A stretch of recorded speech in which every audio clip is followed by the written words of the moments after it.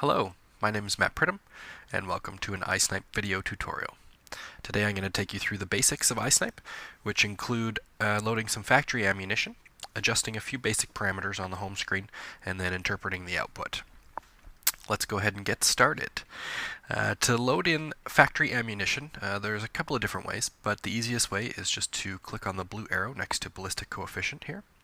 So we'll click there and head over to the factory tab. As you can see, there's plenty of calibers to choose from here. Let's go with a .308 Winchester. And we're going to head down to one of my favorite ammo, the 170 grain full metal jacket. So that loads in our ballistic coefficient, projectile weight, and the muzzle velocity for our selected ammo. And we can move down here. Next is the rifle section. This section will be specific to you. My rifle has been zeroed in at 200 yards, and my sight sits exactly 1.6 inches above the center of the bore line. Now at my range, we do have a bit of an angle to the target, but let's go ahead and leave that at 0 for the moment. We'll move down to the range section. Let's leave wind alone for the moment, but we are going to change max range, and we can push this out to whatever we like, but let's go with 1500. And we'll change the step size maybe to 10 yards as well.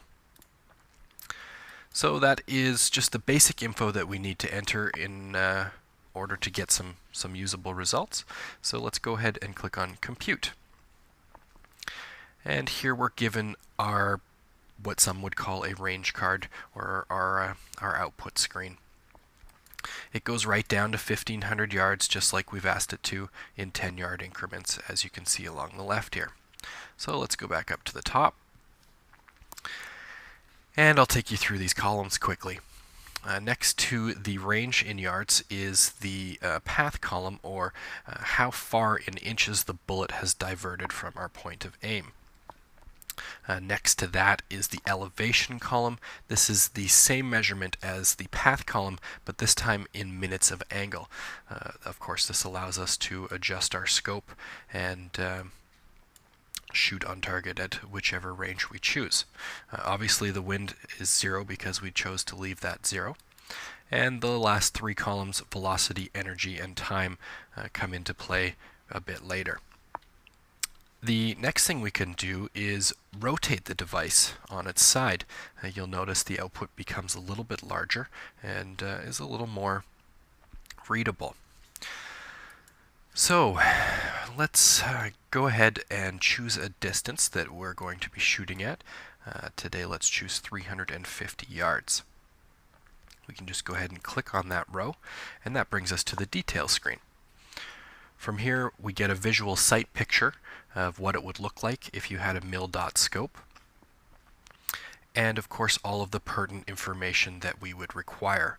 3.65 minutes of angle above point of aim, or at least point of 0.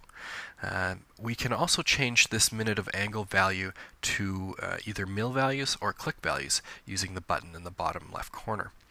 Press it once and it goes to mils, and as you can see we are 1.081 mils above center of target. Or we can also go to clicks, which makes it easy for lots of people. 15 clicks of the scope and we're bang on. We also get to see our bullet path and where we are specific to that bullet path, as well as the velocity and energy graphs. Aside from that, there's just one other usable feature here on the detail screen, and that is the moving target. Depending on which direction, of course, your target is moving. We can just go ahead and choose to drag this over to, say, 10 miles an hour. You'll notice in the bottom right corner. And that gives us our appropriate click values. Again, we can see this in minutes of angle or mil-dot representation. And that is it for the basics of iSnipe. I hope you learned something, and we'll see you next time.